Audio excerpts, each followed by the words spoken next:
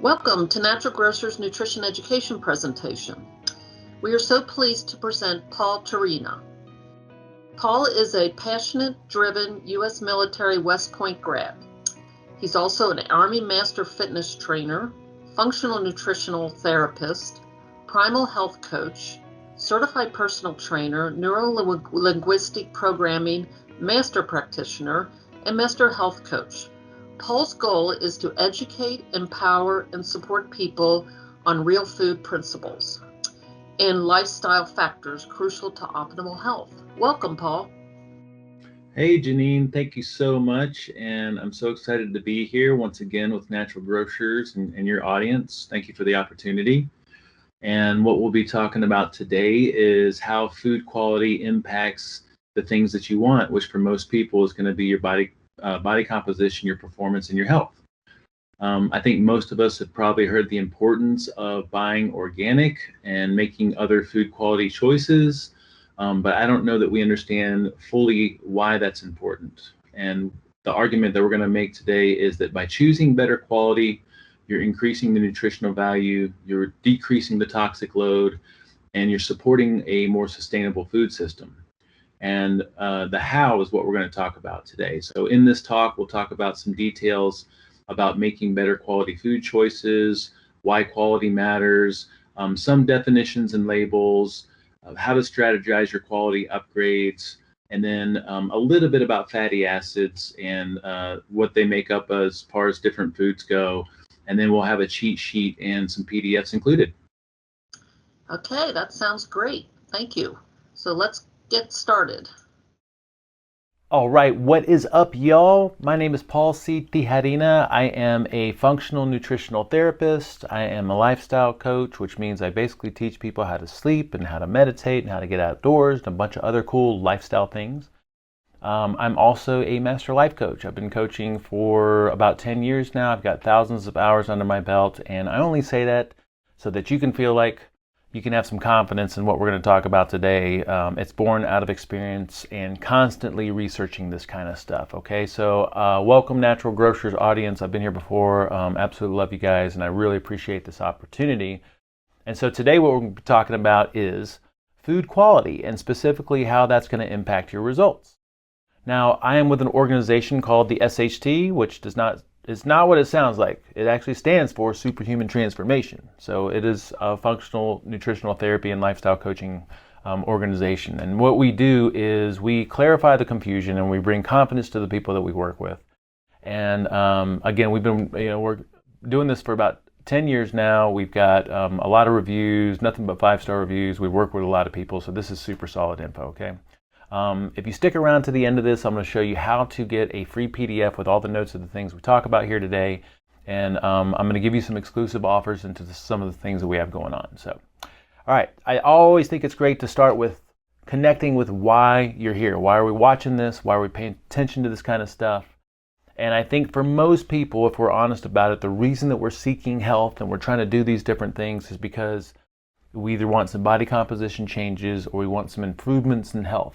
Maybe you're working with some specific conditions and or symptoms, or maybe you just want to optimize health for the long term, all right? So regardless of your reason for being here, if we can kind of back out of that and try to understand what it is that we're trying to do that for, it's because we want to be happy. We want to live an amazing life. This is the only life that we have as far as we know it, and we want to make sure that we maximize it to the fullest. And so health is one of those things that contributes to that. Because when you find health, you find yourself. Those of us that have been on our own personal health journey already, and we've seen a bunch of great changes, we know that we just show up to life different. Life is better. Life situations may or may not change. Life difficulties are still going to come at you, but if you're healthier, if you're happy with how you feel, and you have better energy levels, and your body composition is moving in a direction that you're happy with, then it just facilitates a better life, right? So we truly believe that health is the key to happiness, and you need education with the right information. You need some experience putting that education into practice, and then you also would benefit from the support of other people. And what that equates to over time, as you're doing this stuff and you're experiencing all the great changes you want to experience, is freedom, right? freedom from not knowing what to do, freedom from questioning what it is that you're supposed to do, freedom from conventional wisdom's view of what you need to do to be healthy, right? There's so much that comes with this whole thing we call health and figuring that thing out, right? So I commend you for being here because this is so important. Now, when most people think about health and making some changes, they know that they got to do something fitness-based, and they know nutrition is a piece of it, but the frickin' nutrition is so confusing because we got everything from plant-based to carnivore and everything in between that it's like, I'm going to do all the working out that I can, and I'm going to do what I can with food. I'm going to try to figure it out to the best of my abilities.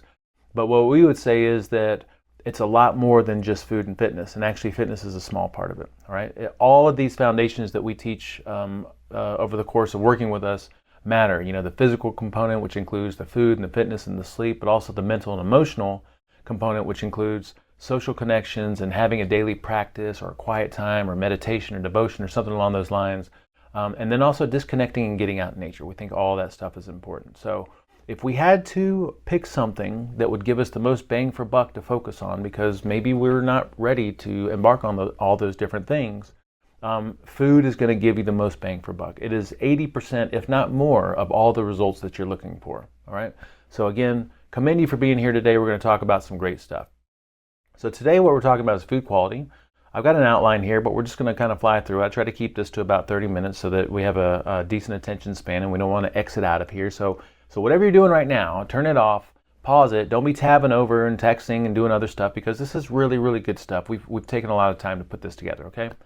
So we're talking about food quality, how it impacts the results that you want. Like we mentioned before, most of us want some body composition changes or we want some health improvement. A concept that I think is important and beneficial to understand in the beginning here is this concept of metabolic health. If you haven't heard of this, metabolic health, by the way, if you have good metabolic health, then the craziness that's happening right now, you're in a position to withstand and durate. Withstand this kind of craziness better than most people, okay? Metabolic health is going to allow you to survive and thrive in situations where other people can't, all right? Metabolic health is defined as the absence of metabolic syndrome, which means, in summary, having an ideal body composition, having normal blood pressure, having good blood sugar handling capacity, meaning not being pre-diabetic or diabetic, having, from a lipid panel standpoint, low triglycerides and a high HDL. Notice I didn't say anything about LDL in there. This would be metabolic health. And if you have good metabolic health, you're doing great for everything that you're looking for, your happiness, your health over time, and you're able to withstand a lot of these challenges that life is throwing at us. All right. Now, we've done a talk here with Natural Grocers before on a concept that we came up with called nutritional vitality, which is a way for us to assess foods in a way that moves us in the direction of metabolic health. And so nutritional vitality is basically assessing a food based on nutrients, on toxic level, and then also on how it contributes to metabolic efficiency. And I'm just going to breeze through this because we want to get to the quality piece of this. But in our world, in the SHT world, the purpose of eating food is to give the body nutrients and to facilitate energy being made in a certain way, an optimal way, which is basically teaching the body to be metabolically flexible. So if we're eating for nutrients, and by the way, when we eat for nutrients, we're eating to give the body what it needs to build the body, to contribute to the structure and form of the body, and to contribute to the functions of the body, right? That's the whole point of why we're eating. So if we're going to eat, we might as well eat the things that have the most nutrients that we can use. So that's why our first pillar of the nutritional vitality is, or piece of the pie, is nutrient sufficiency. Meaning, how does this food contribute to my nutrient sufficiency? This is how we come up with our definition of food. This is a picture of our big plate, which is not everything that we can consume, but this is our most nutrient-dense foods. And we believe that animal foods are a top priority. Now, if you don't resonate with that, do not tune out. Do not throw out the bacon grease with the bacon or the bacon with the bacon grease. Stick around because the concepts we're covering here today are relevant, okay?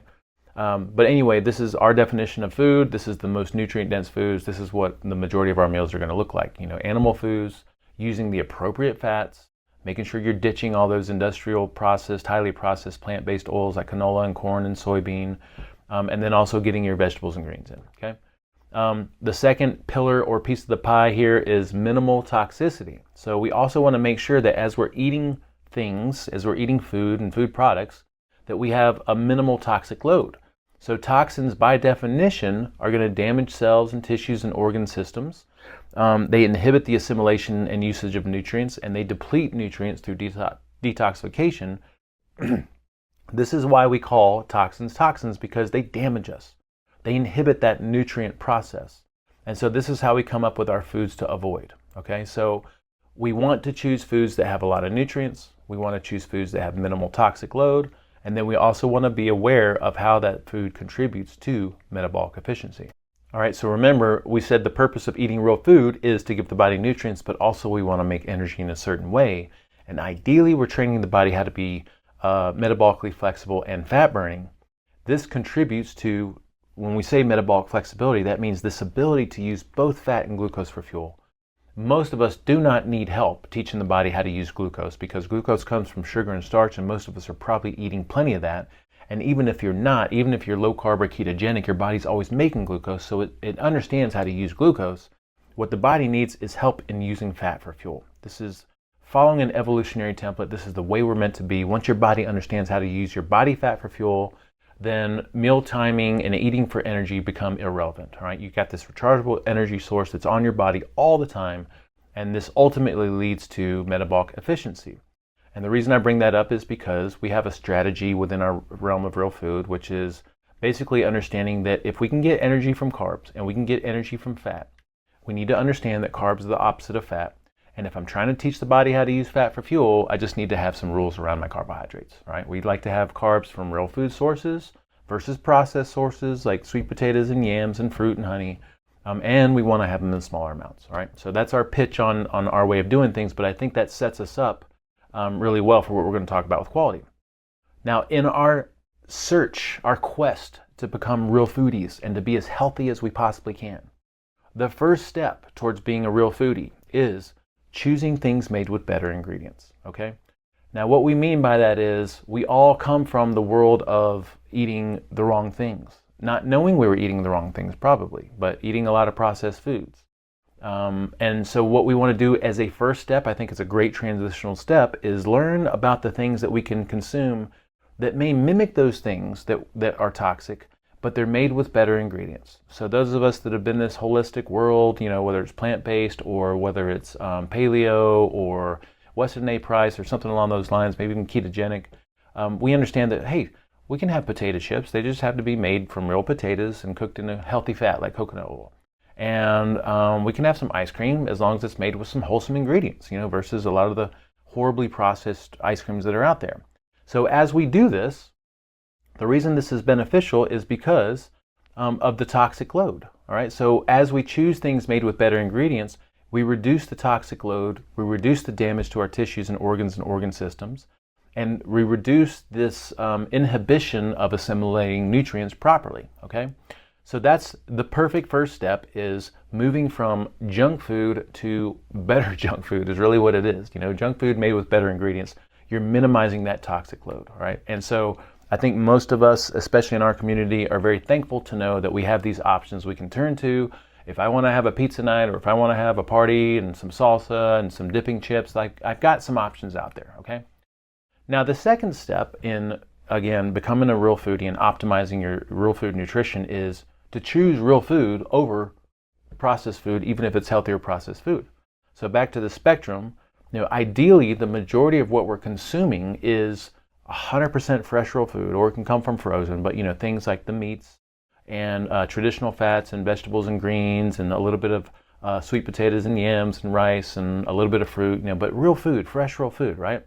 That also includes things that are technically processed, but still really, really good for you. Things like cheese is technically a processed food, and bottled and canned and jarred healthy fats, like those are technically processed, but they're not a problem because they actually contribute to health, okay? The majority of what we do, the magic happens when we move into this realm of 100% fresh real food, and we do these other, healthier processed foods very sparingly. Again, it's like an occasional thing. Maybe once a month we have a gluten-free pizza. Maybe once every couple of weeks we'll have a taco night with some siete chips or some approved taco shells or something along those lines. All right, this is where the magic happens, because even foods made with good ingredients are not going to contribute to what our goals are. What are our goals? For most of us, it's body composition changes and or improved health. And so those better foods are not toxic. They're not the worst of the worst, but they're not going to contribute to these goals that we have. So we want to consume those sparingly. Then finally, eventually, we want to start to figure out how to strategize to make better quality upgrades. All right? I think this is a last step.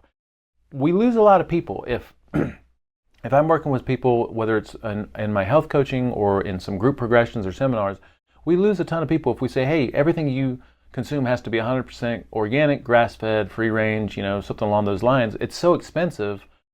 Most people just check out, like they can't do it. And I'm telling you right now, eating real food, even if it's conventional real food from wherever you shop, whether it's Winco or Walmart or Vons or Safeway, some of these maybe, lower end non-health food store chains, like if you eat real food, if you eat conventional beef and conventional broccoli and conventional lettuce and conventional fruit, and it's still so much better than eating processed food. Now, why does this matter? Because if, again, I'm on this quest of giving my body nutrients, minimizing my toxic load, which all contribute to the things that we want, then as I improve my quality, I'm increasing my nutritional value, and I'm also decreasing the toxic load, okay? So it's real food first, and then within real food, I start to strategize and plan for and find ways to improve my food quality. And it just so happens to be better for the planet, So let's talk about some prerequisite labels and definitions. And there's a million labels out there that we could talk about, but most of them are not standardized or widely recognized. But there's some things that I think might be helpful here. The first one is, what do we mean by conventionally? Conventionally grown. It basically means status quo, the way we've always done it, right? Which usually is not a good thing. So textbook definition, conventionally grown, is an agricultural term referring to a method of growing and raising edible plants and animals. It is opposite to organic methods, which attempt to produce without synthetic chemicals or genetically modified organisms. Conventionally grown products often use fertilizers and pesticides, which allow for higher yield, out-of-season growth, greater resistance, greater longevity, and generally greater mass, but they're not good quality. So it could be superficial, right? So sometimes you can see a conventionally grown tomato in the grocery store next to some organic, and they look great, they look even better. But the reality is that is almost a facade. Now again, a conventionally grown tomato is better than not eating tomatoes at all. It's better than eating a Pop-Tart. But if we're strategizing some quality upgrades, this is going to be deficient in nutrients compared to organic, and is going to be higher in pesticides and herbicides and the things that we're trying to avoid. And we could say the same thing about animals. Animals conventionally grown, the meat looks great. Actually, sometimes it looks better, as better marbling, better things that make it taste better sometimes. But it also consumes conventional produce and feed, and it doesn't have the strict requirements, and so we're getting more toxins, we're getting more toxic load and less nutritional value. Okay, so another great label to understand, I think most of us have probably heard of this, is genetically modified, and looking for that non-GMO project verified symbol or something that touts itself as non-GMO.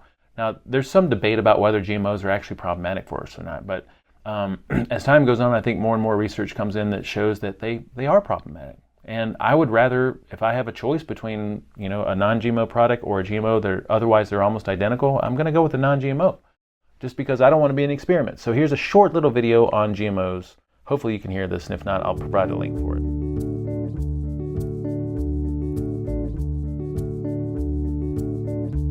First, what is a GMO? GMOs are organisms that have DNA or a genetic makeup that does not occur in nature. Most of the time, GMO crops are engineered to survive herbicide treatment or to produce their own pesticides. Some are engineered to resist certain diseases.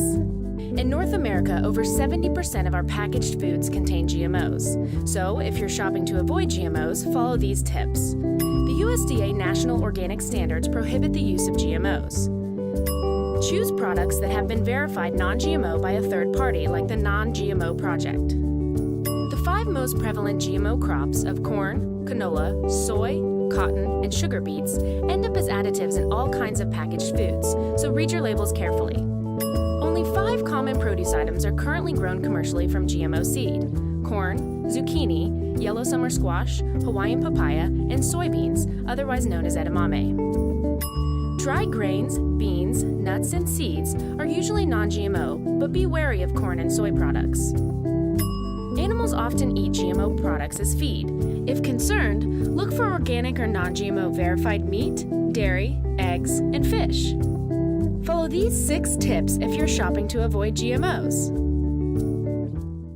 Cool. So basically, you have these high-risk crops, and if you email me or message me, I will give you our handouts here on our definition of food and foods to avoid. So we have some strategies here for avoiding GMOs. So first of all, you're always going to avoid the following: canola, soy, unless there's some caveats here. We're okay with some soy lecithin as an emulsifier, sugar beets, alfalfa, high fructose corn syrup. All right, we always recommend our people avoid those things. And then for these other things, we recommend getting organic or non-GMO verified, because maybe sometimes these things can be healthy, but they also have the potential to be GMO. All right, so corn, papaya, yellow summer squash, and zucchini. So if you buy organic, you're already avoiding GMOs. So that's a reason that organic can be a very, very useful label. I know that some people in the holistic ancestral health world point out the imperfections of the organic label. But it is a step in a better direction, and it's one of the few widely accepted and understood labels that are out there. So let's just talk about what that means. Organic means avoidance of synthetical chemical inputs and irradiation and the use of sewage sludge, which means human for sewage, which means if you're eating conventional produce, sometimes you could be eating human sewage somehow. I'm sure it's been cleaned and purified, but still, the idea that's kind of gross. Organic also means avoidance of GMOs. The use of farmland that's been free of prohibited chemical inputs for a number of years, usually 3 or more. For livestock, it's adhering to specific requirements for feed, housing, and breeding, which is usually better than conventional. Keeping detailed written production and sales records, maintaining strict physical separation of organic and non-certified products, and then undergoing periodic on-site inspections. Okay, so I think that's a decent upgrade, right? What we're looking for when we shop in grocery stores, they have a few levels here. So if you see something that uses the organic label, that means that it's either 100% organic, that means everything in that product is organic, or it's 95% organic, meaning there may be some ingredients that are not organic, but at least they're non-GMO. If it says made with organic, that means at least 70% of the ingredients is certified organic. And if it says organic ingredients, that means some of the ingredients are organic, but there's not a majority or not a requirement for that. Okay, so just some things to be aware of. So obviously when you're choosing real food, it's either 100% or not, because it's one thing, right? So mainly we're talking about food products here when we get into these other versions of the label. So I think that's useful to understand. You can find that on the organic website, which by the way is very confusing and convoluted to find all kinds of different things, just like most government deals, but whatever. So then I think it's important too here at this point. So those are some label definitions. Okay, we got a couple more coming up. I think it's useful to talk about a species appropriate diet. Now, so now we're talking about animal consumption, and if we're improving the quality of what we eat from an animal perspective, we have to understand that animals are meant to eat certain things. This is what we mean by a species appropriate diet. Species appropriate diet means a way of eating that fits an animal's evolutionary past and associated developed digestive system. This should apply to all animals, including human beings. So if you want to know what a human being is supposed to eat, look at our evolutionary past, understand how the human digestive system works with an anatomy and physiology book, and it will tell you right there, okay? If we consume an animal that eats its species appropriate diet, it provides better nutrition, less toxicity, and it is potentially better for the planet. I think that makes sense. When an animal consumes what it is supposed to consume, then it makes a better animal, a healthier animal, a less diseased animal, a better nutritional animal. And that means if we eat animals that are eating a species appropriate diet, that's better for us, okay? And it's better for the planet and everything else that's involved. So I put a little chart here together of the main animals that most of us might consume if we're animal eaters. So cows are herbivores. They eat grass, herbs, and weeds. Chickens are, by the way, they're omnivores. They're not vegetarians. So if you see chicken eggs in the grocery store that say veg fed, they're not vegetarians. They actually don't eat that much plants. If they have access to the outdoors and they're eating, you watch them and they're eating a lot of bugs and worms and animals, and they'll even eat animals. So, here we see greens, fruit, seeds, insects, worms, mice, frogs, and then they also eat dead animals. My wife's father has chickens and they'll eat just about anything. So pigs are omnivores. In the wild, pigs, and there's a lot of different versions and varieties of pigs, pigs will eat fruits, roots, tubers, insects, worms, fish, rodents, bird eggs, lizards, snakes, frogs, carrion, which is another animal, and basically pigs will eat just about anything as well, okay? So when it comes to fish and seafood, mackerel, sardine, anchovy, herring, they're carnivores. I don't know if many people know that. They eat mainly zooplankton and crustaceans. And then salmon are also carnivores. They eat insects, crustaceans, and other fish sometimes. So I think that's useful to understand and know. So when we say wild caught, that means that these animals are eating the things they're supposed to consume. And we say other things like, say, grass-fed. An herbivore is meant to eat grass and meant to eat herbs. And so when an herbivore eats what it's supposed to eat, it gets better nutrients, it's better for the animal's health, better for the environment, which means it's better for you.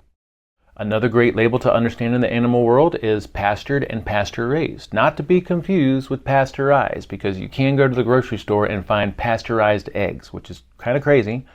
But pastured or pasture-raised means that the animal is out in a pasture eating a traditional diet. If it's an herbivore, it has access to plants. If it's an omnivore, like a chicken, then it's out there eating bugs and grubs and things like that. Okay. So just a couple examples here. We see pasture-raised eggs. Vital Farms is a great company. We see here some pasture-raised beef, 100% grass-fed, 100% grass-finished. Okay.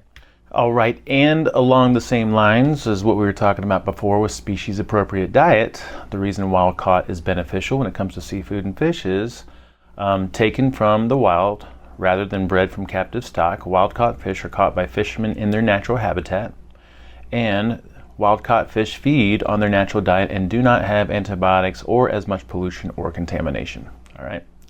So I do want to reiterate the importance of choosing real food first without getting too caught up on the quality aspect. Okay. And I'm not saying that it's not important, but most of us need to focus on and make our priority eating fresh, clean food and seeing the results that come from that before we get too caught up in the quality piece. And then once you've seen the results that you want, once you're moving in a good direction, once you've made real food something that's a part of your life, then you can start to strategize and pick and choose the things that you want to upgrade your quality with, because it is going to be a little bit more expensive, maybe. I mean, depending on where you source things.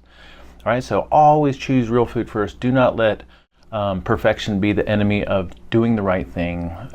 Do not let perfection of quality be the enemy of choosing real food first. All right, so let's just go through some spectrums that I put together here for different types of foods. We're going to start with the animal foods. So with beef, we've got this sliding scale. We would say that conventional beef is totally fine. It has a lot of nutritional value. The next step up from conventional beef is going to be organic, and the optimal is going to be grass-fed and finished. You may also see pasture-raised, and you can ask questions to verify, if that's completely 100% grass-fed, grass-finished. But theoretically, ideally, that grass-fed, grass-finished is going to be most optimal. All right. Our next spectrum and sliding scale is going to be lamb, and lamb has an identical sliding scale. So conventional lamb, totally cool. Organic is going to be the next step up, and then grass-fed, grass-finished is going to be optimal. Now with lamb, most lamb I used to think was all grass-fed, but what we found out is that New Zealand and Australian lamb are definitely grass-fed. American lamb, it just depends, and that's where you need to ask some questions. So maybe as you're at the grocery store, at the butcher counter, you've got some access to some lamb, you can ask some questions. Is it American? Is it Australian? Is it New Zealand? Is it 100% grass-fed? If you care to know that info, because again, regular lamb is going to be awesome as well, okay? All right, our next sliding spectrum is going to be with pork. Pork acceptable is going to be conventional. Next step up is going to be organic, and then what's going to be optimal is pastured or wild. Okay, so remember, pigs are omnivores, and being out in the pasture and the outdoors and having access to all the things that they'd be rooting around trying to find is going to be optimal for their diet. All right. And then if we look at goats, I think goats are awesome. I don't know how many people out there eat goats, but I think goats taste great. And goats are actually browsers. They don't function like the cows as herbivores do. They actually eat everything. They eat weeds and leaves, shrubs and brush, and they do eat some grass. So they're actually really beneficial in regenerative agriculture. You've got the cows and the herbivores that eat the grass mainly, and then you got the goats that come in and eat the scrubs and the things that the cows won't eat. And then you rotate those things around. You got chickens that fall behind. So they're a really, really great, crucial piece of regenerating the soil. But anyway, So conventional goats are going to be awesome, and then the next step up from there is going to be organic, and then optimal is going to be organic pasture raised or pastured. Okay.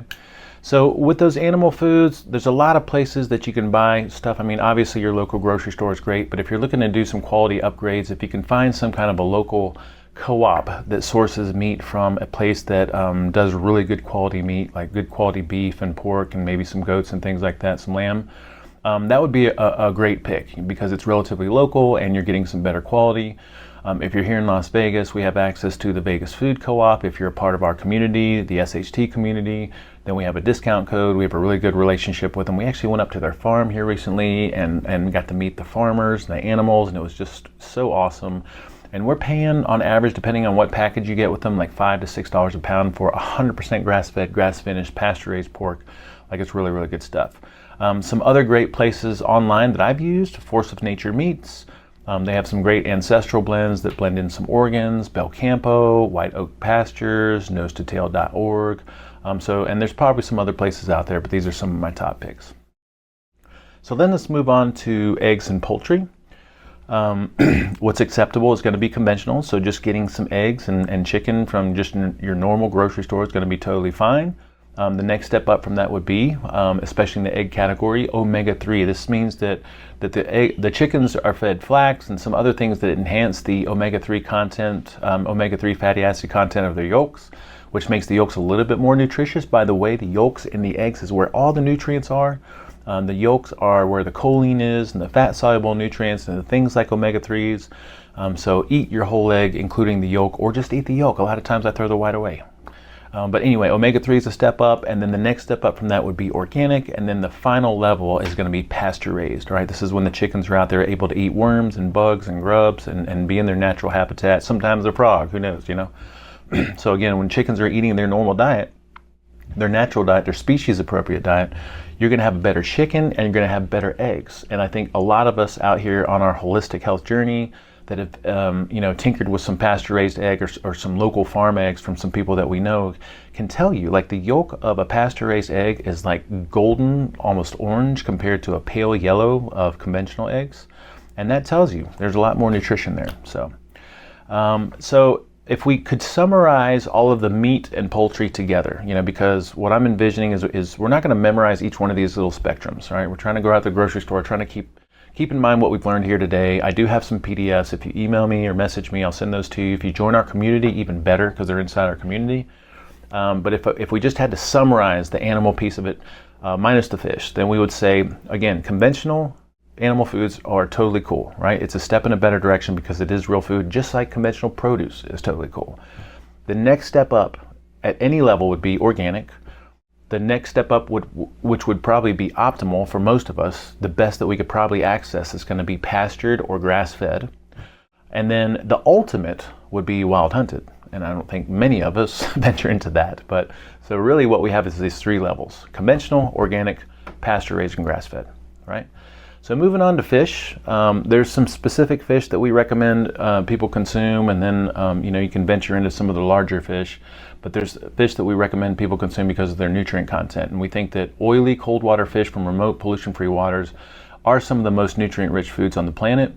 Nothing comes close to the omega-3 content. Omega-3s are important because these are the EPA and DHA, the things that are really anti-inflammatory and great for brain health and protective. And all right, so the fish that we recommend that have the most nutrient content minus the toxins are going to be, we use this abbreviation called SMASH, and that stands for sardines, mackerel, anchovies, salmon, and herring. Okay, so if we look at fish, best to acceptable sliding spectrum here, we've got acceptable.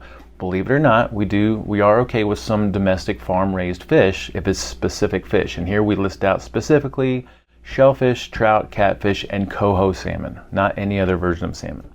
All right, next step up would be wild caught, and then what's optimal would be wild caught smash, which would be wild caught sardines, mackerel, anchovies, salmon, and herring.